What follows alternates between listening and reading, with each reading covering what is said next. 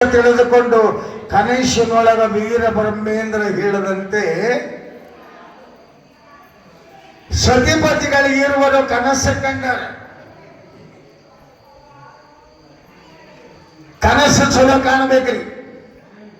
ಕನಸು ನಿಮಗೆ ಚಲೋ ಬೀಳಬೇಕಾಗಿತ್ತಂದ್ರೆ ಮನಕೊಳಗೆ ಶಿವನ ಧ್ಯಾನ ಮಾಡಿ ಮಲ್ಕೋಬೇಕು. ಪರಮಾತ್ಮನ ಚಿಂತನೆ ಮಾಡಿ ಮಲ್ಕೊಂಡ್ರೆ ಏನೂ ಆಗಂಗಿಲ್ಲ. ಹಾಸ್ಯ ಕಾಲ್ ಚಾಚಗ ಯವ್ವ ದೋ ಬರ್ತದೇನ್, ಯವ್ವ ಕಾಲ್ರು ಬರ್ತಾರೇನ್, ಯವ್ವ ನಾಗಿರ್ತೇನೋ ಸಾಯ್ತೇನೋ ಅಂದಾಗ ಅವೇ ಆಗ್ತಾವ, ರಿವರ್ಸ್ ಆಗ್ತಾವ.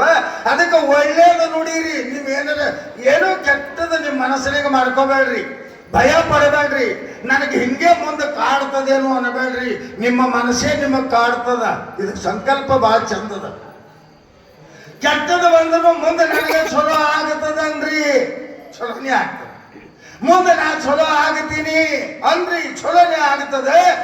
ಆಗ ಇವರ ಕನಸಿನೊಳಗ ಹೇಳ್ತಾನೆ, ವೀರ ಬ್ರಹ್ಮೇಂದ್ರ ನನಗೆ ಹೊಳ್ಯಾಕ ಹೋಗದಾರೋ ಒಯ್ದು ಬಂದು ನನಗೆ ಸ್ಥಾಪನಾ ಮಾಡ್ರಿ ಅಂತ ಹೇಳಿದಾಗ ಸತಿಪತಿಗಳು ಗೆದ್ದಾರೆ, ಸ್ನಾನ ಮಾಡಿಕೊಂಡಾರ.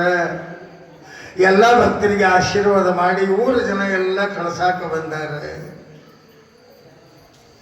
ಎಲ್ಲಿಗೆ ಬಂದಾರೆ ಅಂತ ಕೇಳಿದ್ರೆ ಮಾತ್ರ ಅಲ್ಲಮ್ಮಪುರಕ್ಕೆ ಬಂದಾರ. ಅಲ್ಲಮ್ಮಪುರಕ್ಕೆ ಬಂದ ಒಂದು ದೇವಾಲಯದೊಳಗ ಸತಿಪತಿಗಳು ಉಳಿದಾಗ ಅದೇ ಯಾವ ವೀರ ಬ್ರಹ್ಮೇಂದ್ರನ ಪೂಜೆಯನ್ನ ಮಾಡುವ ಪೂಜಾರಿ ಅವನಿಗೇನೋ ಕನಸು ಬಿದ್ದಿತ್ತು, ಓಡಿ ಹೋಗ್ಯಾನ. ಶಿವ ಪಾರ್ವತಿ ಬಂದರೆ ನಮ್ಮೂರಿಗತ್ತ ಹೋಗಿ ದಾನೇಶ್ವರಿಗೆ ಮತ್ತೆ ಸೋಮಲಿಂಗನ ಪಾದಕ್ಕೆ ನಮಸ್ಕಾರ ಮಾಡಿ ಕಣ್ಣೊಳಗೆ ನೀರು ತರ್ತಾನೆ. ಏನಂತ ಕೇಳಿದ್ರೆ, ಈ ದೇವ ನಮ್ಮ ಊರಿನೊಳಗ ಧರ್ಮ ಕೆಟ್ಟದ, ಗುರು ಇಲ್ಲ, ಲಿಂಗವಿಲ್ಲ, ಜಂಗಮವಿಲ್ಲ, ಪಾದೋದಕವಿಲ್ಲ, ಪ್ರಸಾದವಿಲ್ಲ, ಏನು ಇಲ್ಲದೇ ರಾಕ್ಷಸರಂತೆ ಮುರುಗನಂತೆ ಬದುಕಕತ್ತರ. ದೇವ ಏನ್ ಮಾಡ್ಲಿ ಅಂತ ತಿಳಿದುಕೊಂಡು ಸತಿಪತಿಗಳಲ್ಲಿ ದುಃಖವನ್ನು ತೋಡಿಕೊಂಡಾಗ ಆಗ ದಾನೇಶ್ವರಿ ಹೇಳ್ತಾಳೆ, ಊರಿನ ಎಲ್ಲ ಜನರನ್ನ ನೆರೆಸು ಅಂತ ಹೇಳಿ ಎಲ್ಲರಿಗೆ ಇಷ್ಟಲಿಂಗ ಧಾರಣವನ್ನ ಮಾಡ್ಯಾಳೆ. ಭಸ್ಮದ ಮಹಿಮೆ ಹೇಳಳ, ಲಿಂಗದ ಮಹಿಮಾ ಹೇಳಳ, ಗುರುವಿನ ಮಹಿಮಾ ಹೇಳಳ, ಮಹಾತ್ಮರು ಅಂದ್ರೆ ಏನು, ಸತ್ಪುರುಷರಂದ್ರೇನು ಎಲ್ಲವನ್ನ ಉಪದೇಶ ಮಾಡಿ ಕಡೆಗೆ ಹೇಳ್ತಾಳ, ಏನೋ ಪೂಜಾರಿ ಬಾ ಇಲ್ಲಿ. ಆ ಪೂಜಾರಿ ಬಂದು ಸಾಷ್ಟಾಂಗರಿಗೆನ ಹೇಳುತ್ತಾಯಿ, ಎಲ್ಲಿ ವೀರ ಬ್ರಹ್ಮೇಂದ್ರ, ಎಲ್ಲದ ಲಿಂಗ ಅಂತ ತಿಳಿದುಕೊಂಡು ವೀರ ಬ್ರಹ್ಮೇಂದ್ರ ಲಿಂಗ ಎಲ್ಲಿ ಒಗದರಂತಂದಾಗ, ಯವ್ವ ಇದೇ ಜಾಗದಾಗ ಒಗದಾರ, ಚಂದ ಕೇಳ್ರಿ. ಅಲ್ಲಿ ಹೋಗಿ ಸತಿಪತಿಗಳಿರುವರು ಕೈ ಮುಗಿದಾರ. ಹೇ ದೇವ, ಹೇ ಪರಮಾತ್ಮ, ಹೇ ಶಂಕರ, ಹೇ ಅಭಯಂಕರ, ಹೇ ಸರ್ವೇಶ್ವರ, ವೀರ ಬ್ರಹ್ಮೇಂದ್ರ ಮಹಾಶಿವನೇ, ಲಿಂಗ ರೂಪದಿಂದ ಜಂಗಮನಾಗಿ ಜಗದೊಳಗೆ ಅವತರಿಸಿ ಬಂದ ಕೈಲಾಸದ ಒಡೆಯ ಪರಮಾತ್ಮನೇ, ಎಲ್ಲಿದ್ದಿ ಬಾ ಅಂತ ತಿಳಿದುಕೊಂಡು ಕೂಗ್ಯಾರ. ಅದಕ್ಕೆ ಬಸವಣ್ಣ ಹೇಳಿಲ್ಲ, ನಂಬಿ ಕರೆದೊಡೆ ಓ ಎನ್ನ ನೀ ಶಿವನು. ನಂಬಿ ಕರಿಬೇಕು ನಾವು. ಹೇ ದೇವರೇ, ನಿಮ್ಮ ಕೂಸೊಳಗೆ ಹ್ಯಾಂಗ ಕರೆದ್ರಿ ಅಂದ್ರ ಶಾಣೋ ಬಸೋ ಮಲ್ಲು ಅಂದಾಗ ಅವು ಹ್ಯಾಂಗ ಮಮ್ಮಿ ಅಂತ ಬರ್ತಾವ. ಹಂಗೆ ಅದ ಇದು ಪರಮಾತ್ಮಗೆ ನೀವು ಹಂಗ ಕರೆದ್ರಿ, ಮಗುವಿಗೆ ಕರೆದಂಗಂದ್ರೆ ಶಿವ ಬರ್ತಾನೆ. ಇಲ್ಲಿ ದಂಪತಿಗಳಿರೋರು ಕೈ ಮುಗಿದರೆ, ಬಾ ಬ್ರಹ್ಮೇಂದ್ರ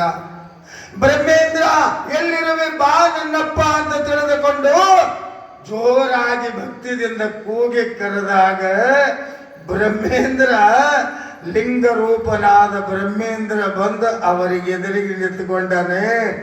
ಅವಾಗ ಆ ಲಿಂಗವನ್ನ ಎತ್ತರ ತಂದು ಸ್ಥಾಪನಾ ಮಾಡಿ ರುದ್ರಾಭಿಷೇಕ ಮಾಡಿ ಗಣಾರಾಧನೆಯನ್ನ ಮಾಡಿ ಅಲ್ಲಿದ್ದ ಎಲ್ಲ ಭಕ್ತರಿಗೆ ಹೇಳ್ತಾರೆ, ಪೂಜಾರಿ ಇಂದಿನಿಂದ ಪೂಜೆಯಾಗಲಿ. ಇಂದಿನಿಂದ ಅಖಂಡವಾಗಿ ಪೂಜೆ ನಡೀಲಿ ಅಂತ ತಿಳಿದುಕೊಂಡು ಆಶೀರ್ವಾದ ಮಾಡಿ ಅಲ್ಲಿ ಕೆಲವು ಕಾಲ ಉಳಿದುಕೊಂಡು ವೈಷ್ಣವ ಭಕ್ತರನ್ನ ಎಲ್ಲರನ್ನ ಕರೆಸಿ ಅವರಿಗೆ ಇಷ್ಟಲಿಂಗವನ್ನ ಕಟ್ಟಿ ಅವರಿಗೆ ವೀರಶೈವರನ್ನಾಗಿ ಮಾಡಿ ವೀರಶೈವ ಪಂಚಾಚಾರ್ಯ ತತ್ವವನ್ನ ಬೋಧಿಸಿ ದಾನೇಶ್ವರಿ ಹಸ್ತವನ್ನಿಗಿಟ್ಟು ನಾವಿನ್ನ ಪಟ್ಟಣಕ್ಕೆ ಪಂಚರಾತ್ರಿ ಹಳ್ಳಿಗೆ ಏಕರಾತ್ರಿಯಾಗಿ ನಾವು ಹೋಗುತ್ತೀವಿ ಅಂತ ತಿಳಿದುಕೊಂಡು ಎಲ್ಲಿಗೆ ಬಂದಾರೆ ಅಂತ ಕೇಳಿದ್ರೆ ಶ್ರೀಶೈಲಕ್ಕೆ ಬಂದಾರೆ. ಶ್ರೀಶೈಲದ ಸುಂದರವಾದ ಸೊಬಗನ್ನು ನೋಡಿ, ಪರಮಾತ್ಮನ ಸೃಷ್ಟಿಯನ್ನು ನೋಡಿ, ಗಿಡ ಮರ ಗುಹೆ ಗುಡ್ಡ ಗವಿ ಋಷಿ ಮುನಿಗಳು ಯೋಗಿಗಳು ಸತ್ಪುರುಷರು ಲೀಲೆಗೈದಿರ್ತಕ್ಕಂಥ ತಪಸ್ಸು ಮಾಡಿದ ಜಾಗ ಮಲ್ಲಿಕಾರ್ಜುನನ ಕ್ಷೇತ್ರಕ್ಕೆ ಬರ್ತಾರೆ ಸತಿಪತಿಗಳು. ಬಂದಾಗ ಅಲ್ಲಿದ್ದ ಪೂಜಾರಿಗಳು ಬಹಳ ಭಕ್ತಿಯಿಂದ ಸ್ವಾಗತ ಮಾಡ್ಯಾರೆ, ಬಹಳ ಭಕ್ತಿಯಿಂದ ಸ್ವಾಗತ ಮಾಡ್ಯಾರೆ. ನರರೂಪದಿಂದ ಬಂದ ಹರರೂಪಿಗಳು ನೀವೆಲ್ಲ ಅಂತ ತಿಳಿದುಕೊಂಡು ಭಕ್ತಿದಿಂದ ಸ್ವಾಗತ ಮಾಡಿದಾಗ ಗಂಡ ಹೆಂಡತಿ ಹೋಗಿ ಮಲ್ಲಿಕಾರ್ಜುನ ಲಿಂಗದ ಮುಂದೆ ನಿಂತುಕೊಂಡಾಗ ಆ ಲಿಂಗದ ಮುಂದೆ ನಿಂತುಕೊಂಡಾಗ ಸೋಮಲಿಂಗ ಅಂತಾನೆ, ದೇವಿ ನಾ ಇಲ್ಲೇ ನನ್ನ ಜಾಗದಾಗ ಇಲ್ಲೇನು ಅಂತಂದಾಗ, ಸ್ವಾಮಿ ಇನ್ನ ಕೆಲಸ ಭಾಳ ಅದಾವ, ನೀನು ಇಲ್ಲಿ ಉಳ್ಕೊಂಡ್ರೆ ನಾ ಬ್ರಹ್ಮರಾಂಬಿ ಆಗಿ ಅಲ್ಲಿ ಉಳ್ಕೋಬೇಕಾಗ್ತದೆ, ಇಲ್ಲಿ ಸ್ಥಿರವಾದ ಆಶೀರ್ವಾದವನ್ನ ಕೊಟ್ಟು ನಾವಿನ್ನ ಲೋಕ ಸಂಚಾರ ಮಾಡೋಣ ಅಂತ ಹೇಳಿ ಎಲ್ಲಾ ಕಡೆಗೆ ಋಷಿಗಳು ಮಹಾತ್ಮರು ಸಂತರು ಇರುವ ಜಾಗವನ್ನ ಸಂಚಾರ ಮಾಡಿ ಎಲ್ಲಿಗೆ ಬಂದಾರಂತ ಕೇಳಿದ್ರೆ ಪಾತಾಳ ಗಂಗೆಗೆ ಬಂದಾರ. ಶ್ರೀಶೈಲಕ್ಕೆ ಹೋಗಿರ್ಬೇಕಲ್ಲ ನೀವು, ಅದು ಬಹಳ ಚಂದದ. ಪಾತಾಳ ಗಂಗೆಯೋಳು ಮಿಂದು ಓದು ಶಿಖರೇಶ್ವರನಿಗೋಗಿ ಜ್ಯೋತಿರ್ಲಿಂಗದ ದರ್ಶನವ ಮಾಡಿದೆನೋ ಹೇ ಮಹಾದೇವಲಿಂಗ ಅಂತನ್ನಂಗ ಇಲ್ಲಿ ಬಹಳ ಚಂದ ಹೇಳ್ತಾನೆ ಕವಿ. ಒಬ್ಬೊಬ್ಬರಿಗೆ ಶ್ರೀಶೈಲಕ್ಕೆ ಹೋದಾಗ ಮಲ್ಲಯ್ಯನ ದರ್ಶನ ಆಗಂಗಿಲ್ಲ, ಅದು ಪಾಳಿ ಅದ, ಪಾಳಿ ಹಚ್ಚಿ ಮಾಡಿದ್ರೆ ಸಿಗುತ್ತದೆ. ಒಬ್ಬೊಬ್ಬರು ಸಿಗಲಿಲ್ಲ ಅಂದ್ರೆ ದುಃಖಿಗಳಾಗಿ ಹೊರಗೆ ಬರ್ತಾರೆ. ನಿಮಗೊಂದು ಮಾತು ಹೇಳ್ತೇನೆ, ಕವಿ ಬಹಳ ಚಂದ ಹೇಳೇನ, ಮಲ್ಲಯ್ಯನ ದರ್ಶನಕ್ಕಿಂತಲೂ ಶ್ರೀಶೈಲದೊಳಗ ಇನ್ನೊಂದು ದರ್ಶನ ಬಹಳ ಮುಖ್ಯ ಅದ. ಅದು ಯಾವ್ದಂತ ಕೇಳಿದ್ರೆ ಹೇಳ್ತಾನೆ ಕವಿ ಬಹಳ ಚಂದ.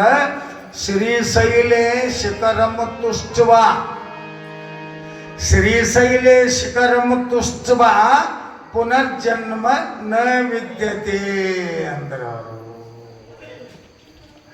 ಒಮ್ಮ ಶ್ರೀಶೈಲ ಶಿಖರವನ್ನ ಕಣ್ಣಾರ ನೋಡಿ ಆ ಕಳಸವನ್ನ ಶಿಖರದ ಕಳಸ ನೋಡಿ ಬಂದರೆ ಸಾಕು, ಜನ್ಮ ಜನ್ಮಾಂತರದ ಕರ್ಮ ಹೋಗುತ್ತದಂತ ಹೇಳ್ದಂಗೆ ಹೀಗ ಶ್ರೀಶೈಲವೆಲ್ಲ ಸಂಚಾರ ಮಾಡಿ ಕೊದಳಿ ವನಕ್ಕೆ ಹೋಗಿ ಅಕ್ಕ ಮಹಾದೇವಿಯನ್ನ ಕಂಡು ಐಕ್ಯಳಾದ ಅಕ್ಕ ಮಹಾದೇವನ್ನ ಮತ್ತೆ ಪ್ರತ್ಯಕ್ಷ ಮಾತಾಡಿಸಿ ಹಾಗೇ ಲೋಕ ಸಂಚಾರವನ್ನ ಮಾಡುತ್ತಾ ಆಂಧ್ರ ಪ್ರದೇಶದ ಮಧುರೈ ಮೀನಾಕ್ಷಿಗೆ ಬರ್ತಾರೆ ಸತಿಪತಿಗಳು. ಮಧುರೈ ಮೀನಾಕ್ಷಿ, ಮಧುರೈ ಮೀನಾಕ್ಷಿ ಅಂದರೆ ಹೆಂಗದ ಹೋದವರಿಗೆ ಗೊತ್ತದ. ಆ ಗುಡಿಗೆ 4 ಬಾಗಿಲುಗಳವ. ನೀವು ಒಳಗೆ ಹೋಗ್ತೀರಿ ಅಂದ್ರೆ ಯಾವ ಬಾಗಿಲೇ ಬಂದಿರಿ ಗೊತ್ತೇ ಆಗಲ್ಲ, ಎಲ್ಲ ಕಟ್ಟಡ ಹಂಗೆ. 10,000ನ 20,000 ಕಂಬವ ಆ ಗುಡಿಗೆ. ಅದಕ್ಕೆ ಅವ್ರು ಹೇಳಿದ್ರು ಬಹಳ ಚಂದ, ಆ ಕಂಬ ಯಾರು ಎಣಿಸ್ತಾರ ಅವರಿಗೆ 1 ಕಿಲೋ ಬಂಗಾರ ಅಂತ ಬೋರ್ಡ್ ಹಚ್ಚಾರಲ್ಲಿ. ಆ ಕಂಬ ಎಣಿಸ್ತವ್ರಿಗೆ ಆಗಲ್ಲ, ಒಂದ್ ಎಣಿಸಿ ಮತ್ತೊಂದು ಹೋಗೋಟಿಗೆ ತಪ್ಪು ಬಿಡ್ತದ. ತಪ್ಪದಲ್ಲ, ಒಬ್ಬಲ್ಲಿ ಕರ್ಕೊಂಡು ಹೋಗಿದ್ದೆವು, 3 ದಿನ ಒಳಗೆ ಇದ್ದ ಮಗ ಹೊರಗೆ ಬಂದಿದ್ದಿಲ್ಲ. ಯಾಕಡೆ ಹೋದ್ರು ಅದೇ ಸಂಧಿ, ಅದೇ ರೋಡ್, ಅದೇ ಒಳಗೆ ಕಂಬಗಳು, ಅದೇ ಡಿಸೈನ್, ಅದೇ ಛಂದಸ. ಎಷ್ಟು ಚಂದ ಮಧುರೈ ಮೀನಾಕ್ಷಿ ಅಲ್ಲಿ ನೆಲೆಸ್ಯಾಳ. ಆ ತಾಯಿಯ ದರ್ಶನವನ್ನು ಮಾಡಿಕೊಂಡು ಶಿವಶರಣೆಲ್ಲರ ದರ್ಶನವನ್ನ ಮಾಡಿಕೊಂಡು ಅಲ್ಲಿದ್ದ ಭಕ್ತರಿಗೆ ಆಶೀರ್ವಾದ ಮಾಡಿ ಅಲ್ಲಿ ಒಂದು ಮಂದಿರವನ್ನ ನಿರ್ಮಾಣ ಮಾಡಿದ ದಾನೇಶ್ವರಿ ಸೋಮಲಿಂಗ. ಮುಂದೆ ಎಲ್ಲಿಗೆ ಬರ್ತಾರೆ ಅಂತ ಕೇಳಿದ್ರೆ ಬಹಳ ಚಂದ ಕೇಳಬೇಕು, ರಾಮೇಶ್ವರಕ್ಕೆ ಬರ್ತಾರೆ. ರಾಮೇಶ್ವರ ಗಡಬಡದಾಗ ಹೇಳಾಕತ್ತೀನಿ, ಇವತ್ತು ಬಂದವರು ಮುದ್ದೆರು ಹಿಂಗೆ ಹೇಳ್ಯಾರ ನಂದಿನಿ, ಟೈಮ್ ಇಲ್ಲ, ಇನ್ನ ವಿಷಯ ಬಾಳದ. ಎಲ್ಲಿಗೆ ಅಂತ ಕೇಳಿದ್ರೆ ರಾಮೇಶ್ವರ ಕ್ಷೇತ್ರಕ್ಕೆ ಬಂದರೆ. ರಾಮೇಶ್ವರ ಅಂದ್ರೆ ಹ್ಯಾಂಗಂತ ಕೇಳಿದ್ರೆ ನಿಮಗೆ ಶಾರ್ಟ್ಕಟ್ ಹೇಳ್ಕೊತ ಹೋಗ್ತೀನಿ. ರಾಮ ವನವಾಸಕ್ಕೆ ಹೋಗುವಾಗ,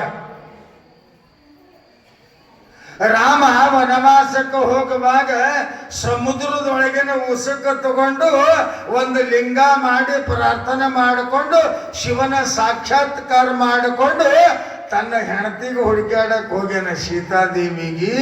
ಇಂಥ ಯಾವ ರಾಮ ಸ್ಥಾಪಿಸಿದ ಉಸುಕಿನ ಲಿಂಗ ರಾಮಲಿಂಗ ರಾಮೇಶ್ವರ ಅಂತಾಗ್ಯದ. ಅಲ್ಲಿ ಗುಂಡಗಳದಾವ, ನೀರಿನ ಗುಂಡಗಳವ, ಸಣ್ಣ ಸಣ್ಣ ಸಣ್ಣ ಸಣ್ಣ ಬಾವಿ.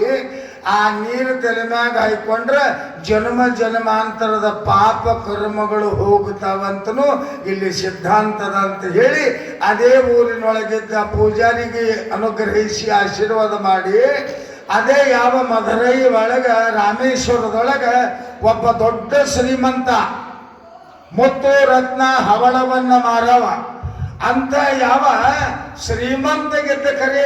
ಆದರೆ ಅವನ ಕರ್ಮ ಧರ್ಮದ ಸಂಯೋಗ ಏನು ಗೊತ್ತಿಲ್ಲ.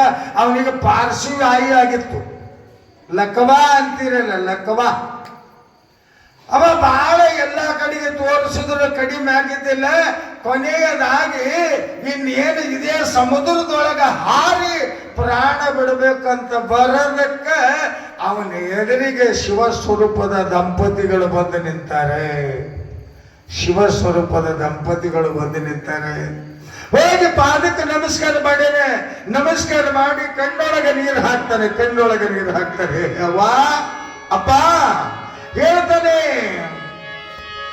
ಧನ ಧನ ಕಬಿದೆ ಶ್ರೀ ಸುಖ ಸಂಪದ ಭೂವಿದೆ ದೇವ,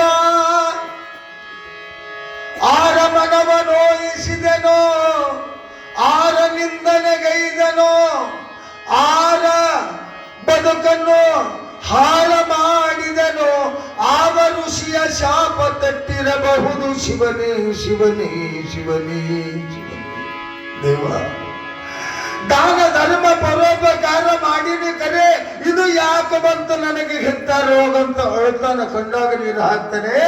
ಕಣ್ಣಾಗ ನೀರು ಹಾಕದಾಗ ದಾನೇಶ್ವರಿ ಅಂತಾಳ, ಮಗ ಬಾರದು ಬಪ್ಪದು ಬಪ್ಪದು ತಪ್ಪದು, ಇದು ಯಾರಿಗೆ ಬಿಟ್ಟಿಲ್ಲೋ, ಯಾರಿಗೂ ಬಿಟ್ಟಿಲ್ಲ. ಇದು ನಾ ಹಿಂಗೇ ಇರ್ತೀನಿ ಅಂತ ಇಲ್ಲ, ನಾ ಹಿಂಗೇ ಬದುಕುತ್ತೀನಿ ಅಂತಲ್ಲ. ಎಲ್ಲರಿಗೆ ಒಂದೊಂದು ಕಷ್ಟಗಳು ಇರ್ತಾವ ಮಗ, ಚಿಂತೆ ಮಾಡಬೇಡ ಅಂತ ಹೇಳಿ ಭಸ್ಮ ತಗೊಂಡಾಳ, ಕೈಯಾಗ ಭಸ್ಮ ತಗೊಂಡಾಳ, ಭಸ್ಮ ಲೇಪನ ಮಾಡ್ಯಾಳ. ಹರ ಹರ ಮಹಾದೇವ. ಅದಕ್ಕೆ ವಿಭೂತಿ ಹಚ್ಕೋರಿ, ವಿಭೂತಿ ಹಚ್ಕೋರಿ ಅಂತ ಇದಕ್ಕೆ ಒದರ್ತೀವಿ ನಾವು ಎಲ್ಲ ಕಡೆ. ಅದು ಭಾಳ ಶಕ್ತಿ, ಅದು ಭಾಳ ಶಕ್ತಿ. ನಿಮಗೆ ಅಕಸ್ಮಾತ್ ನಿದ್ದೆ ಬರಕತ್ತಿತ್ತಂದ್ರೆ ಜಳಕ ಮಾಡಬೇಡ್ರಿ, ಮೂತಿ ತಕ್ಕೋಬೇಡ್ರಿ. ನೀರು ಇದ್ದಿದ್ದಿಲ್ಲ ಗಾಪನ ವಿಭೂತಿ ತೊಳೋದು ಹಿಂಗೆ ಒಂದು ಶಿವ ಶಿವ. ಹಣಿಗೆ ಚಂದಾಗಿ ಆಗಲು ಕುಂಕುಮ ಹಚ್ಕೊಂಡ್ರಿ ಅಂತಂದ್ರೆ ಭಾಳ ಚಂದ. ಯಾಕ್ರಿ ಅದಕ್ಕೆ ಕುಂಕುಮ ಯಾಕೆ ಸಿಂಧೂರ ಅಂದಾರ, ಅದಕ್ಕೆ ಹೆಣ್ಮಕ್ಳು ಕುಂಕುಮ ಯಾಕೆ ಹಚ್ಕೋತಾರ, ಅದು ಆಗಲೇ ಯಾಕೆ ಹಚ್ಕೋತಾರ ಅಂತ ನಾನು ರಾಯಚೂರ ಪುರಾಣದಾಗ ಹೇಳಿದ್ದೆ. ಕುಂಕುಮ ಯಾರು ಆಗಲು ಹಚ್ಕೋತೀರಿ, ನಿಮ್ಮ ಗಂಡದಾರ ಅಭಿಷ್ಯ ಜಾಸ್ತಿ ಅಂತ ಹೇಳಿದ್ದೆ. ಒಬ್ಬಕ್ಕೆ ಮುದುಕಿ ಮರುದಿವ್ಸ ಪುರಾಣಕ್ಕೆ ಬರ್ಬೇಕಾದ್ರೆ ಆಗಲು ಹಚ್ಕೊಂಡು ಬಂದಿಲ್ಲ, ಮೋತಿ ತುಂಬ ಹಚ್ಕೊಂಡು ಬಂದಿತ್ತು. ಮೋತಿ ತುಂಬ ಹಚ್ಕೊಂಡು ಬಂದದ. ಆಕಿಗೆ ನೋಡಿದೆ, ಅಪ್ಪೋ ನಿನ್ನ ಹೇಳಿದ ಗಾತ್ರ ಅಂತ ಹೇಳಿ ಈ ಕಡೆ ಮೋತಿ ಮಾಡಿ ಹೇಳಕತ್ತೇನ, ಈ ಕಡೆ ಮೋತಿ ಮಾಡಿ ಹೇಳಕ್ಕೆ ಬಡಿಗೆ ತಗೊಂಡೇ ಬಂದಾಳ. ಮುದುಕೇರ ಕೈ ಬಡಿಗೆ ಇರ್ತದೆ, ಬಡಿಗೆ ಕಟಾಕ್ ಕಟಾಕ್ ಕಟಾಕ್ ಮಾಡಾಕತ್ತಳು. ನಾನು ಹಿಂಗೆ ನೋಡಿದೆ, ಇದು ಕಟಕಟ ಬಂದಾಗಲಿ ಅಂತ ಹೇಳ್ಕೊಂಡು ನೋಡ್ರಿ. ನಿನ್ನೆ ಪುರಾಣದಾಗ ಯಾವ ತಾಯಿ ಅಗಲ ಕುಂಕುಮ ಹಚ್ಕೋತಾಳ, ಗಂಡನ ಆವೇಶ ಜಾಸ್ತಿ ಅಂತ ಹೇಳಿನಿ. ಇಲ್ಲಿ ನಮ್ಮವ್ವ ಹ್ಯಾಂಗ ಬಂದಾಳ ನೋಡ್ರಿ ಅಂದಾಗ ನನ್ನ ಕಡೆಗೆ ಮೋತಿ ಮಾಡ್ದಕ್ಕಿ ಹಳ್ಳಿ ಹೆಣ್ಮಕ್ಳ ಕಡೆ ಮೋತಿ ಮಾಡಿಕೇನೆ ಅಂದ್ರು. ಅಂದ ನಿಮಗೆ ಹೇಳ್ತಿಲ್ರಿ, ಗಂಡು ಮಕ್ಕಳು ಇದ್ದಾರೆ, ಹೆಣ್ಮಕ್ಳು ಇದ್ದಿಲ್ಲ, ಎಲ್ಲರೂ ಹೋಗಿದ್ರು. ನಾವು 4 ಮಂದಿ ಕುಂತಿದ್ದೆವು, ಬಸವಣ್ಣ, ಪೇಟೆ, ತಬಲ, ಪುರಾಣ. ಅಂದರೆ ಕಾರಣ ಏನಂತ ಕೇಳಿದ್ರೆ ಒಂದು ಗಂಡ ಯಾವ ಕಾಲಕ್ಕೂ ಸದಾಕಾಲ ಆವಿಷ್ಯವಂತನಾಗಿ ಬದುಕಲಿ ಎನ್ನುವ ಹೆಣ್ಣಿನ ದೊಡ್ಡ ಗುಣ ಅಂತ ಇವತ್ತು ಹೇಳಬೇಕಾಗ್ತದೆ. ಹಾಗೆ ಮೊದಲೇ ಮುಗಿಸಿ ರಾಮೇಶ್ವರವನ್ನ ಅಲ್ಲಿದ್ದ ಆ ಸೌಕರ ಶ್ರೀಮಂತನಿಗೆ ರತ್ನ ವ್ಯಾಪಾರಿ, ವಜ್ರ ವ್ಯಾಪಾರಿ, ಭಯಂಕರ ಶ್ರೀಮಂತ, ಅವನಿಗೆ ಆಶೀರ್ವಾದ ಮಾಡ್ಯಾಳ ತಾಯಿ. ಭಸ್ಮ ಲೇಪನ ಮಾಡಿ ಹೇಳ್ತಾಳೆ, ಮಗ ಯಾವ ಕಾಲಕ್ಕೂ ನಿನಗೆ ಈ ರೋಗ ಬರಂಗಿಲ್ಲ, ಭಕ್ತಿ ಮಾಡು,